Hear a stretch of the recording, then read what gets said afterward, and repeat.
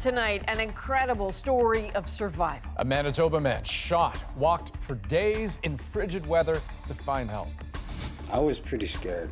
I was thinking about my kids. Now he's telling his tale only to CBC News. More traffic stopped, more trains canceled, and now anti-pipeline protesters are taking aim at Ottawa. To Justin Trudeau, this isn't what reconciliation is. What's behind a dramatic spike in the number of coronavirus cases? 14,000 of them. 2 passengers on the same canceled flight, but only one gets compensation. I'll believe it when I see the check. Is the new passenger Bill of Rights working? This is The National.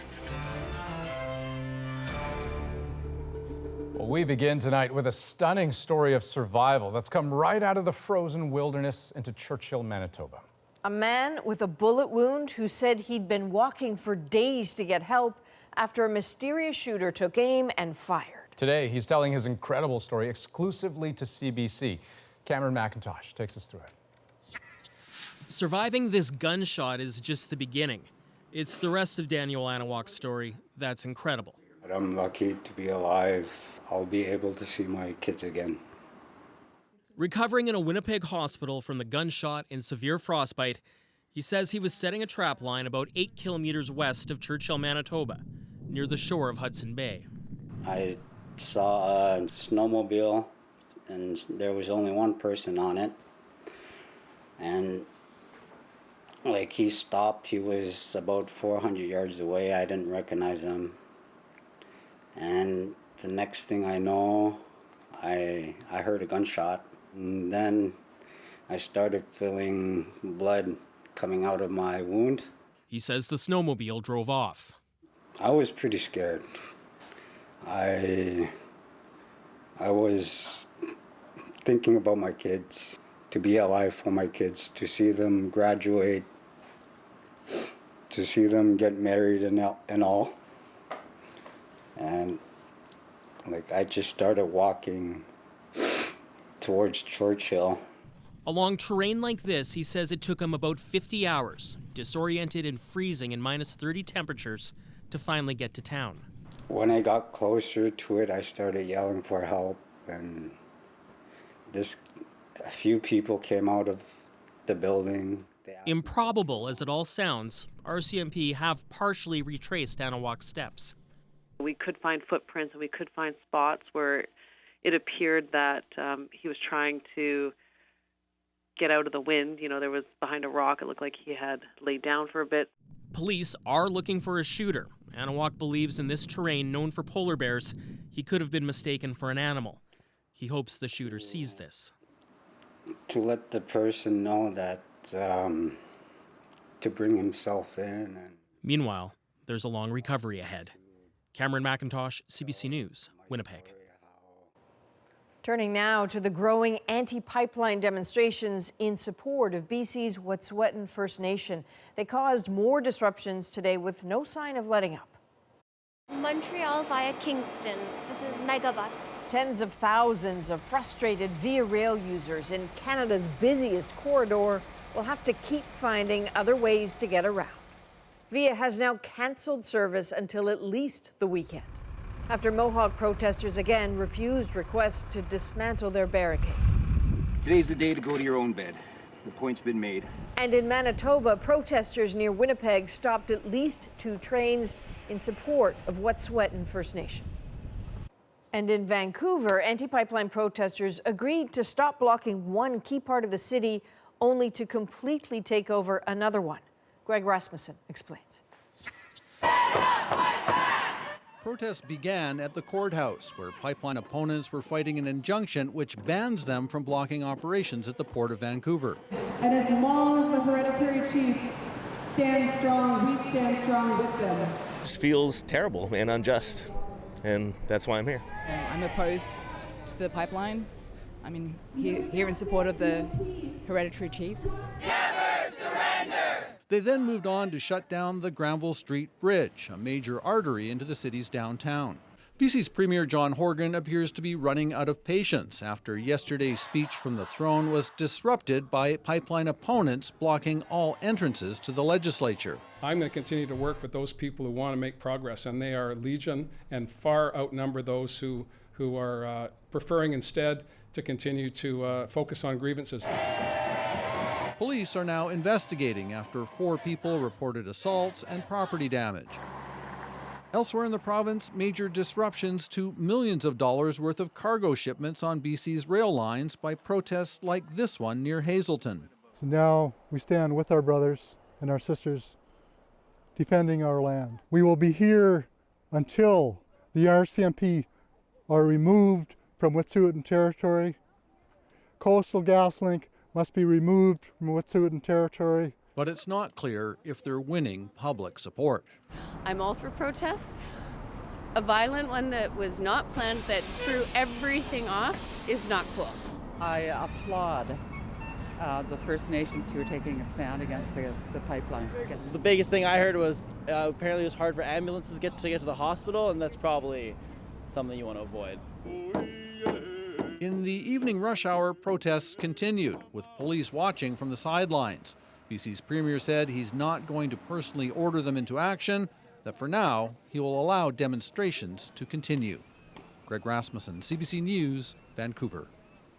And as the situation across the country only seems to heat up, there are growing calls for Ottawa to get involved. David Cochran looks at that part of the story.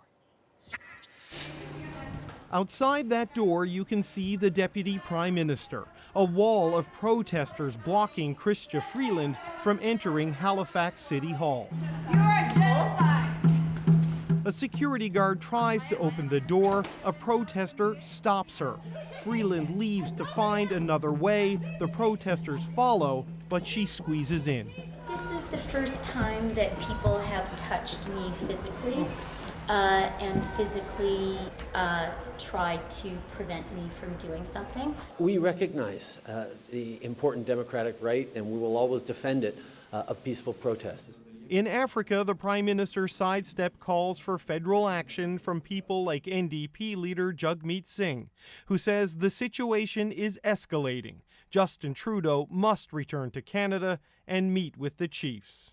I am encouraging all parties to dialogue to resolve this as quickly as possible. The problem is there are many parties with many different points of view. The Wet'suwet'en First Nation is deeply divided. Numbering just a few thousand, they are represented by 13 hereditary chiefs who oppose the pipeline and 5 elected band councils who support it. To Justin Trudeau, this isn't what reconciliation is. The protesters want Trudeau to side with the hereditary chiefs. But if Trudeau does that, he abandons the 5 elected Wet'suwet'en chiefs and chiefs from other First Nations who want the benefits and jobs from the pipeline. So you need the Wet'suwet'en peoples to come together in their longhouse, in their big house, in their feasting ceremonies to resolve their internal conflicts as Wet'suwet'en peoples. An internal issue that's also a provincial issue. The pipeline at the heart of this dispute is entirely within the jurisdiction of the British Columbia government, so the federal government is staying out of it. David Cochran, CBC News, Ottawa. Well, now to China and a sudden surge in new confirmed cases of the coronavirus. In Hubei province alone, China is reporting nearly 15,000 new cases. That's a huge jump, a spike 7 times higher than yesterday's, bringing the total number of cases in that province to just over 48,000. Now, Hubei has made changes to the way it's counting cases, including revising old data and suspected cases as well. But as that total case count continues to grow, Vicadopia takes a look at how the world is reacting. Medical staff resort to tents as offices at the epicenter of the outbreak, a health system stretched past its limit. While a continent away, the best minds in infectious disease are working on a global plan. As we speak, research groups are meeting with the leading research funders to start work immediately on the most pressing questions. One priority, picking a best bet for a vaccine to treat what's now called COVID-19. There are already 4 vaccine candidates in development, and it's likely that there will be 1 or 2 that will go into human trials in about 3 to 4 months from now. So that itself would be a very rapid progress. But not rapid enough for those with debilitating symptoms. I hope the spores didn't get into the incubator. This Canadian scientist went to Geneva to identify priorities for millions in what her agency calls rapid research funding. She says Chinese delegates stressed how they're desperate for help. How do we save lives and how do we stop the spread? So those are the two most urgent things that we need to address right now. China continues to receive praise from the WHO for its handling of the outbreak, with no mention of its sometimes heavy-handed approach to quarantine.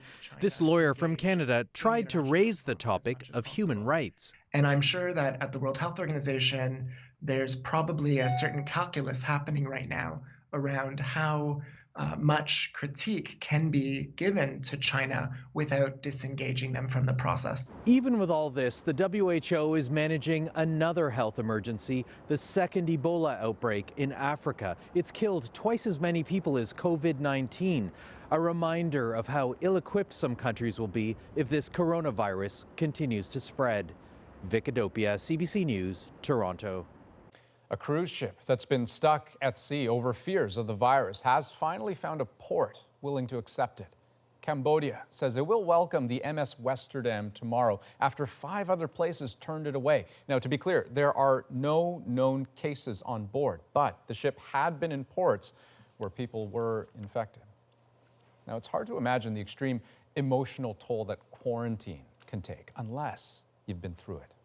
My biggest fear during the first few days was that would be the last time that I would see them, because I didn't know what was going to happen once I got sick. A bit later in the program, you're going to hear my conversation with a woman who spent more than a month confined to her own bedroom the whole time, worried sick that she might infect her own children. That's in about 20 minutes. But first, Canada's transport minister met today with people who lost loved ones in an Ethiopian plane crash last year. As Ashley Burke shows us, those grieving relatives had been pushing for this meeting for months. They came with photos of loved ones they say their government forgot. We waited 11 months to have this meeting. To me, it feels like Danielle and the rest of the 18 Canadians died and just disappeared because nobody in our Canadian government talked about it. I think they just thought that, we just let, sleeping dogs lie, and that's the problem with this government. Their daughter Danielle died last March, a marine biologist. She was on her way to a UN assembly when her plane, a Boeing 737 MAX, crashed in Ethiopia, killing 18 Canadians. It was the second deadly crash involving a MAX in 5 months. Countries around the world swiftly moved to ground the fleet. Canada's transport minister waited 3 days, making Canada one of the last countries to pull the planes from the sky. Why did it take so long for him to make a decision? Paul Jirogi lost his mother-in-law, wife, and 3 young children in the Ethiopian crash. That loss, he said, was made worse this week when Justin Trudeau visited a memorial to the crash victims during his trip to Africa, even though he never met with victims' families. It has taken him 11 months. Why didn't he didn't even meet with us. Those families went into the meeting wanting to know what Canada knew after the first plane crash and why it took so long to ground the plane. After talking to Garneau for more than 3 hours today, families came out with an apology that it took so long to arrange the meeting. They admittedly made a mistake, and they can't take that back. Families say they got some answers today, but still have many more questions about why their loved ones died, and if anything could have been done to prevent it. We want some type of transparency, not just for us, but for the flying public. Ashley Burke, CBC News, Ottawa. Well, the Prime Minister locked up a coveted endorsement in Africa today. Senegal says it will support Canada's bid for a UN Security Council seat. But the day was largely focused on human suffering, both today and long ago. Catherine Cullen was there. In Senegal, the Prime Minister saw the hallways enslaved men, women, and children once walked. He stood at the door of no return, where people were loaded onto slave ships, never to see Africa again. We must pledge ourselves to remember and to act, to move beyond this terrible part of our past. Here, the Prime Minister is reflecting on incredible human rights abuses. But today he is also facing questions about whether he is doing enough to speak up about problems now. Justin Trudeau has come to Senegal to thank an ally for supporting Canada's bid to win a UN Security Council seat. The Prime Minister has insisted his international charm campaign hasn't stopped him from speaking frankly about human rights. In fact, some rights are getting a lot of attention, empowering youth through sports, funding to help women and girls. There's one issue Trudeau embraces at home that he's quieter about here. In Senegal, homosexual acts are criminal, and Human Rights Watch says LGBTQ people aren't protected from violence. Trudeau did say he raised the issue with Senegal's president, briefly. In our conversations, of course, I talk about human rights, and we recognize there's always more work to do. With the Prime Minister listening, President Macky Sall insisted the law isn't homophobic. Ask Senegal to legalize homosexuality, and by tomorrow, there's a gay parade. You can't do that because our society doesn't accept it, he says. He brushed off another question about homophobia, then walked away with Trudeau. Catherine Cullen, CBC News, Dakar. A humanitarian catastrophe is getting worse in Syria. Half the country's population has been displaced by its 9-year civil war, and now Syria is seeing its biggest exodus. In just the last 2 months, 700,000 people have left Idlib. That's where rebels are making their last stand. Margaret Evans has the story. Syria's forgotten children, they're still here, hearts beating against the odds and on the run again. This is what they're fleeing, airstrikes unleashed by the Syrian regime's relentless advance into Idlib province, the last rebel enclave, with the help of Russian air power. Airstrikes yesterday reportedly left a dozen people dead and more injured. These 3 children plucked from the rubble by rescue workers.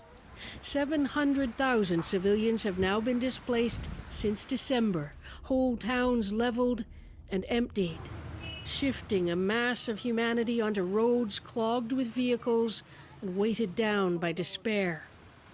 This is what many are running towards, a sprawling camp along Syria's closed border with Turkey.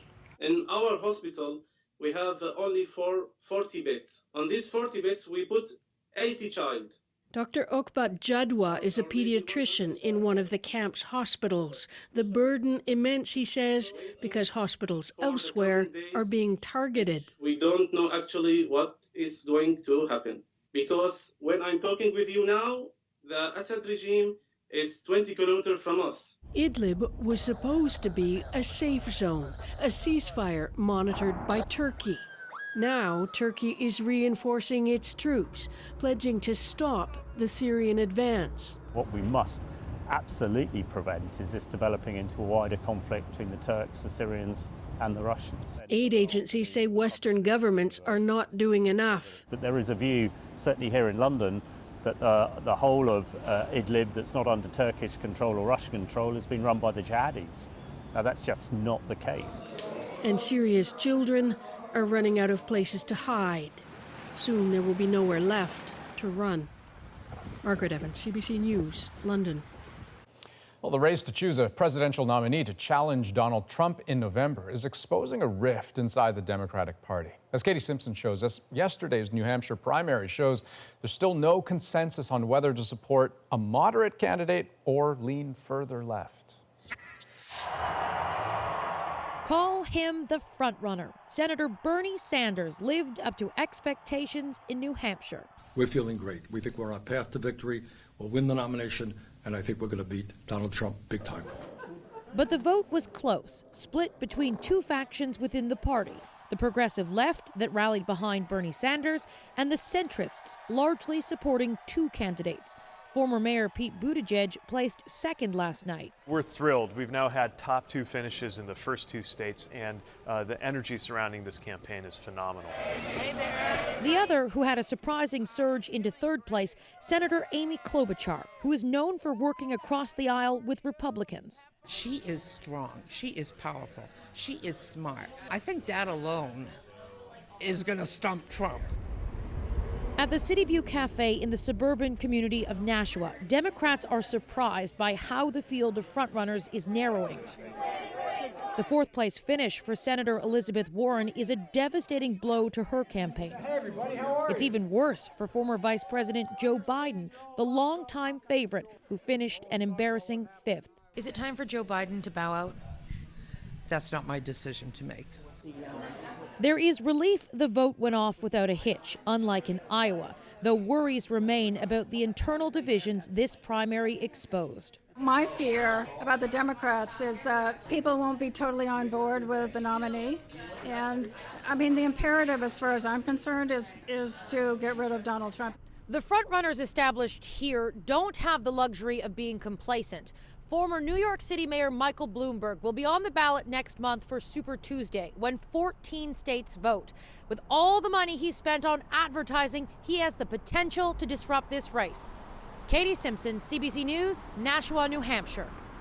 And there is fallout tonight from the disastrous vote that happened in Iowa last week. The head of the Iowa Democratic Party has resigned.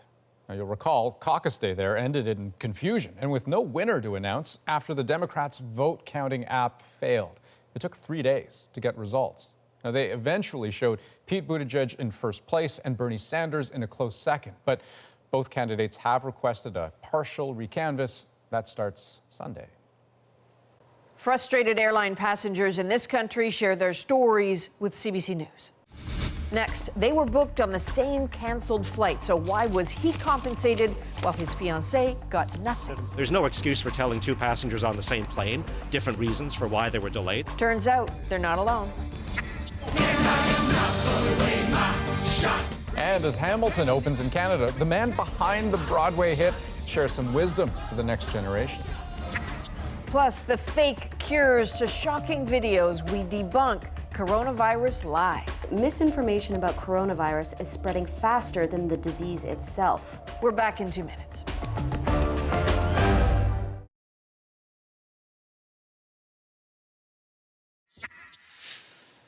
The newspaper reporter and columnist Christy Blatchford has died. Over the course of nearly 5 decades, she wrote for each of Toronto's dailies: Globe and Mail, The Star, The Sun, and The National Post. So the range of her journalism was broad, as was the reaction to it. Today, most remembered Blatchford as an expert in her craft, but she will likely be okay with those less charitable. After all, her own approach was to tell it as she saw it and not to sweat what others thought of her. Sarah Levitt looks at her life.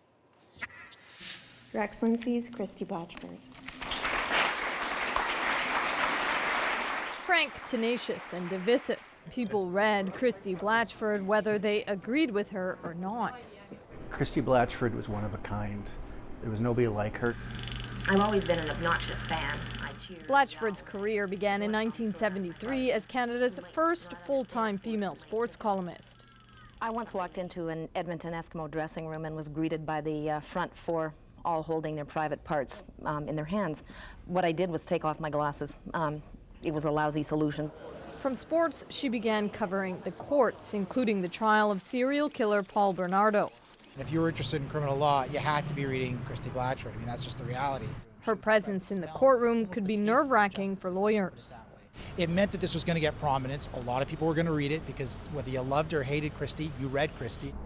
Blatchford spent a lot of her time here at the Ontario courthouse. This morning, a judge took a moment before hearings began to acknowledge her and what he called her fearless journalism. Whenever we had a young reporter going to the court for the first time, she would take so much of her own time showing them around. Christy was definitely someone who I would consider a mentor. Canadian soldiers, crime victims, and athletes, Blatchford gave voice to them all. I always describe Christy is taking the story and turning it upside down and having everything in your pockets emptied out, and you get to see what's in those pockets. Clear and direct, her opinions often sparked outrage from those who called her one-sided, out of touch, even bigoted. She took the insults in stride. She loved controversy. She was an advocate of freedom of speech, and that meant her speech and your speech. Blatchford died this morning from lung cancer, surrounded by family and friends. She was 68. Sarah Levitt, CBC News, Toronto. Okay, among the other stories we are following tonight, Ontario's teacher unions have announced plans for a strike that would shut down every public school in the province. First time in history, all 4 teacher affiliates are saying the same thing and fighting the same fight. Now, today, it was Ontario's elementary school teachers who hit the picket lines. But if a deal isn't reached in the coming week, all 4 major unions will walk off the job next Friday, leaving some 2 million students in the province out of class. Raptors president Masai Ujiri is speaking publicly for the first time about being sued by a California sheriff. It's malicious in a way, you know. To me, it's incredible that things play out like that. I really don't know what this means. You know, like for me, there's no case there. It was moments after winning the NBA championship last year. There was an altercation between Ujiri and Officer Alan Strickland. The officer claims Ujiri hit him in the face and chest as he tried to make his way onto the court after the win. He also claims he's since suffered severe emotional and physical distress. And St. John's is still dealing with the fallout of last month's historic blizzard. I think it's pretty safe to say it's been the most expensive storm we've had. Yeah, cleanup after January's monster storm could cause the city to blow its snow clearing budget by millions of dollars. Now, officials say some financial assistance is expected from Ottawa, but they're not sure how much. The news comes as the region gets hit by yet another winter blast that shut down schools across St. John's today. Angry airline passengers want some answers about the new passenger Bill of Rights. One got compensation, one did not, but they were on the same canceled flight. Plus, quarantine is vital to containing an outbreak, but what it does to the human mind can last long after the quarantine's lifted. You'll hear from someone who was isolated for almost 2 months.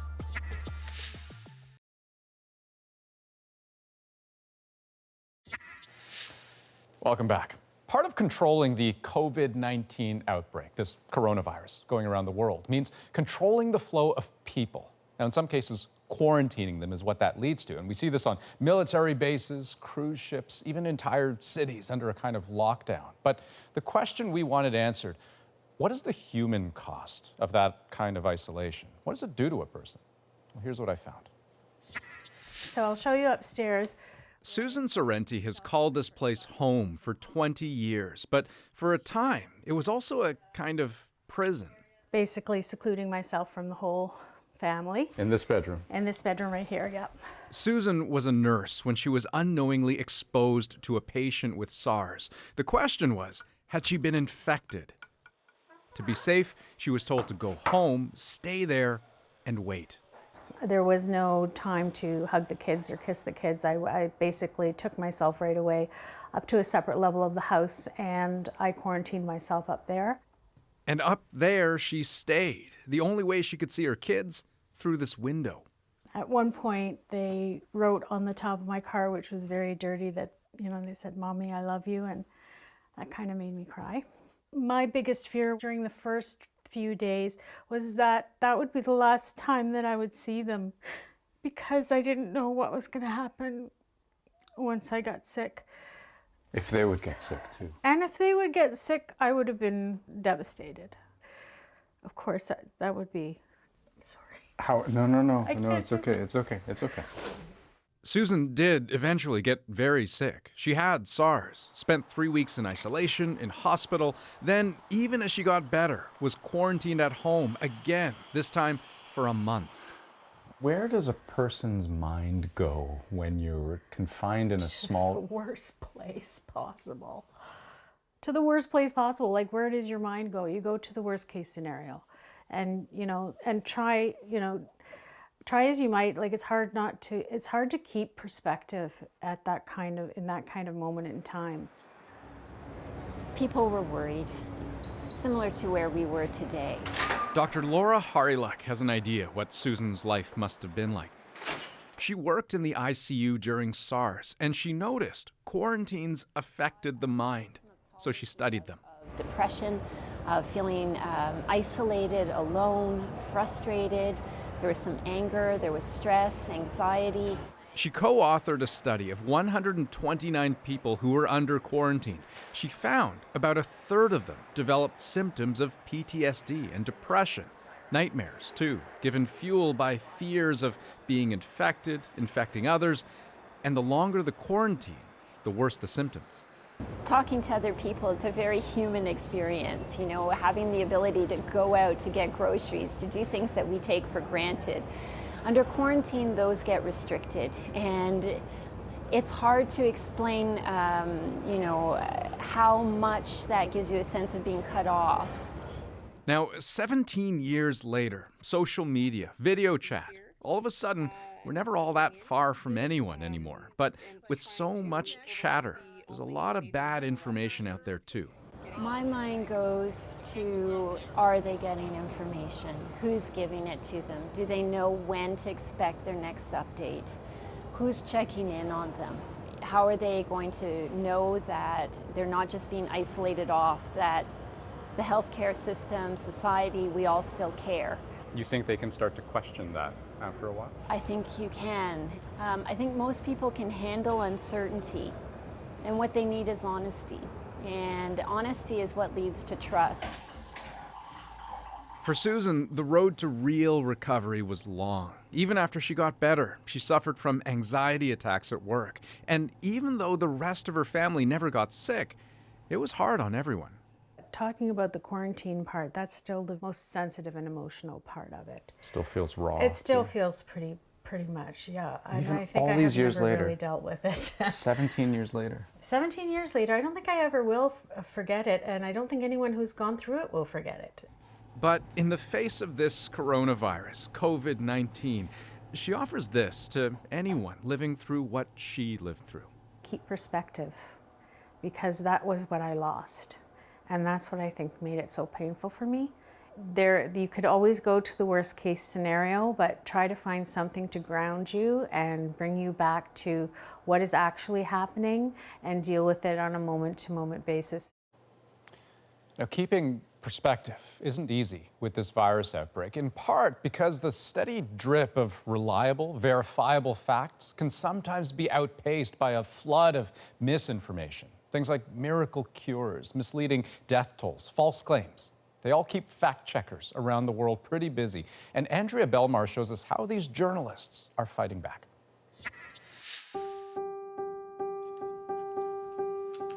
Around the world, misinformation about coronavirus is spreading faster than the disease itself. Take Indonesia, where a cure was being pushed. Facebook posts told people to drink water with boiled garlic, claiming a coronavirus patient who did recovered overnight. Keliru, it's false. I'm Mekanik Tias, a journalist with Indonesian fact-checking site Tempo. I interviewed a microbiology researcher. He explained that the information is a hoax. In Spain, a pretty convincing video started making the rounds. It claims to show where the virus originated, a market in Wuhan, China, full of live and dead animals. Es un bulo. It's a hoax. I'm Clara Jimenez Cruz, and I'm the co-founder of Maldita.es, a fact-checking organization based in Spain. We found a sign which said that it was a market with a name. What we did is we Googled it, and we found out that it was in Indonesia. This happens often with misinformation. You have old images tweaked to seem as if they're new, or they're taken out of context. That's what we saw in India, with a shocking video. It shows a larva being removed from someone's mouth, and the caption suggests this is coronavirus. That's incorrect. I'm Anmol Alfonso, I'm a fact checker with Boom. We received this gruesome video on a WhatsApp helpline number, after which we decided to break this video into key frames and performed a reverse image search that showed that this video was from October 2019, 2 months before the first case of coronavirus was reported in China. The video that Alfonso debunked might seem crude and unbelievable, but by using fear to fill in the gaps, it gets thousands of views. And in the US, the false information gets even scarier. A website claiming, quote, covert intelligence sources says millions are infected and more than 100,000 have died. No, that number has been grossly exaggerated. I'm Ryan Cooper, a fact checker for Lead Stories. We spotted the story in our Trendalizer engine, which is a proprietary tool that can detect trends from hundreds of known fake news websites. Cooper debunked the numbers as well as the credibility of the intelligence sources in this story, but he knows why something like this is so appealing. If people want to believe something is true, in this case, that there is some sort of cover-up or conspiracy theory, they're going to believe it due to confirmation bias. So why spread false information like this? Well, sometimes people actually believe that it's true. In other cases, they're trying to make money off of advertising, or they're trying to push a political agenda. Fact checkers around the world are discovering, just like a real virus, sometimes despite best efforts, as one case dies down, another crops up. Andrea Belmar, CBC News, Toronto.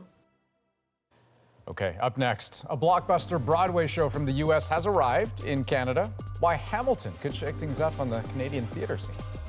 And how this pizza parlor trick landed her in an Oscar-winning movie.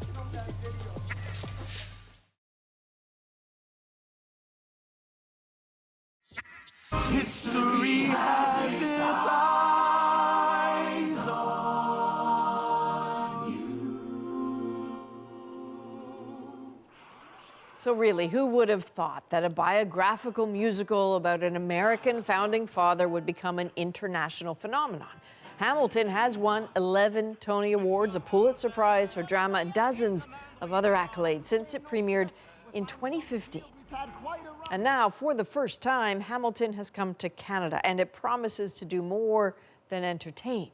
As Deanna Sumnak-Johnson explains, it has become a blueprint for success for other original stories.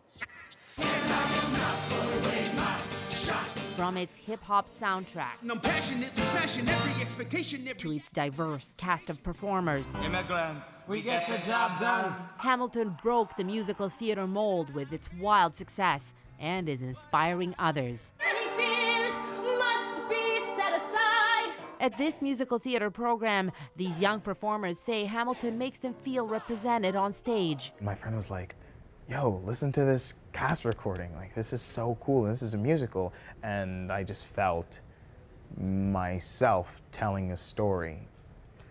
And I was like, I never felt this before. Although previously I may be written out of those stories, or I may not see myself in a history textbook, it doesn't mean that as a creator, I can't make those worlds and insert myself there as well.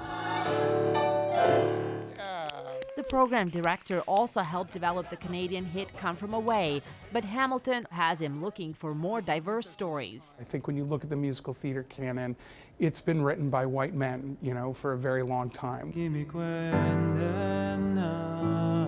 Corey Payette's musical about residential schools, Children of God, has been playing on stages around Canada for 3 years now.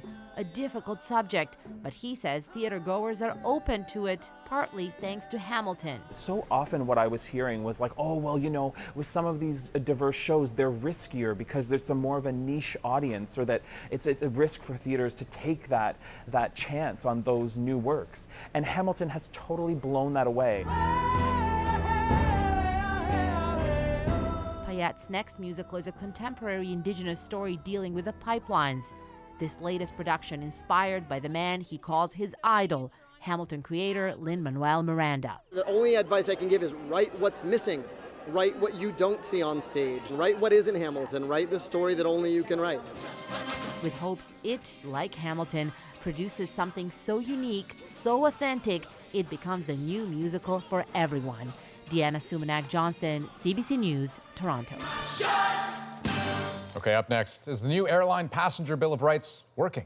We've heard from plenty of passengers who say no. We'll look at what's going wrong.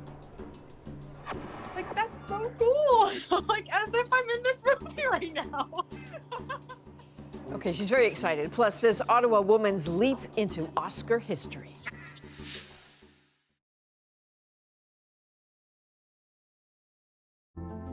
I'm Jamie Poisson, and tomorrow on CBC's daily news podcast Front Burner, Guantanamo Bay and the long, messy road to a 9/11 trial. Subscribe wherever you get your podcasts. Well, Canada's new air passenger regulations are off to a pretty bumpy start. The final phase took effect in December, mandating compensation for delayed or canceled flights. But as Jacqueline Hansen tells us, complaints are pouring in from air travelers who say the rules aren't being equally enforced. So I have Kristen Radka and her fiance were recently dealt very different hands by Air Canada after their flight was canceled, delaying their trip from Edmonton to Montreal by 6 hours. On the Air Canada website, it said flight canceled due to crew constraints. When the couple filed separately for compensation, Air Canada sent Radka's fiance a check for $700, but her claim was denied. In an email, Radka was told her trip delay was caused by a safety-related issue.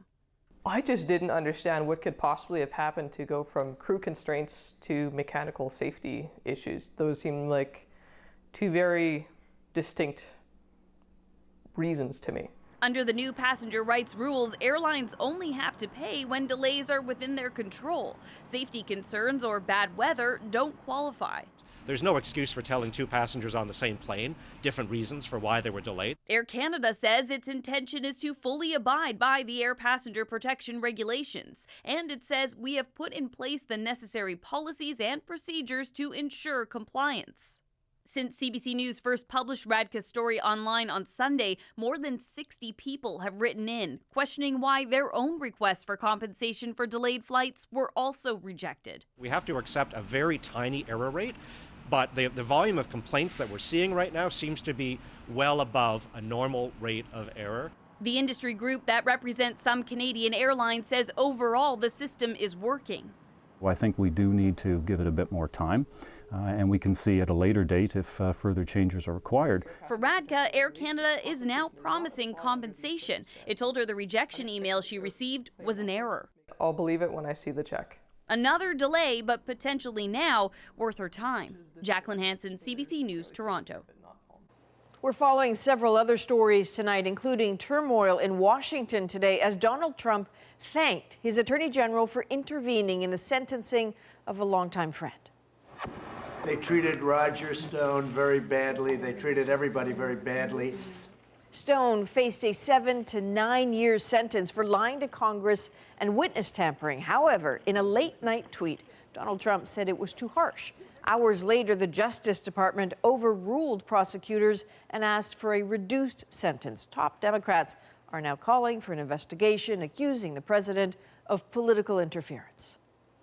And Tesla is recalling 15,000 SUVs from across North America. The car manufacturer announced the recall today on some of its Model X SUVs from 2016. Aluminum bolts used to attach the electric power steering motor can corrode and break and could cause a complete loss of power steering. Most of the affected cars are in the United States, but close to 1,000 of them are in Canada. And we are back in a minute. And up next, a Canadian woman in Parasite. How she landed her creative cameo in the Oscar-winning film is our moment.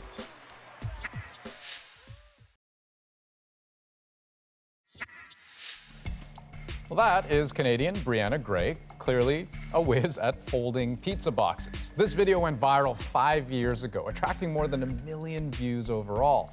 It also caught the attention of the producers of that South Korean movie Parasite. If you look closely, you'll see Brianna in that Oscar award-winning film. And that creative cameo is our moment. They reached out to me and said, hey, we'd love to use video in our film. First, I thought, oh, South Korean film, that's great. I never thought that it was going to make its way over to North America. So I said, sure, we licensed it out. And then the Oscars happened. I realized, this is Parasite. This is really cool. Like, Best Picture, that's a big deal. 보세요. 우리도 이 속도라면 오늘 중에 이거 다 끝낼 수 있을 것 같은데. 오늘 돈 다 받는 거죠. I saw the clip, because in the first few minutes, like, that's so cool. Like, as if I'm in this movie right now.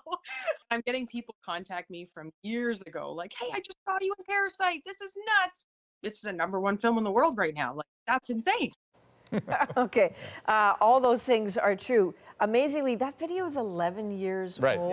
yeah. And when she found it like 6 years ago, she loaded it. And And even stranger than what just happened there, somebody saw it and invited her to Mississauga to a real pizza box folding competition, and she naturally won. Well, and then the beauty of the story is that she wasn't actually even trying to get good at folding pizza boxes. Apparently, she just hates mundane tasks and doing them over and over again. And so through sheer force of will, I don't know, she just got really, really good at it. Practice makes perfect.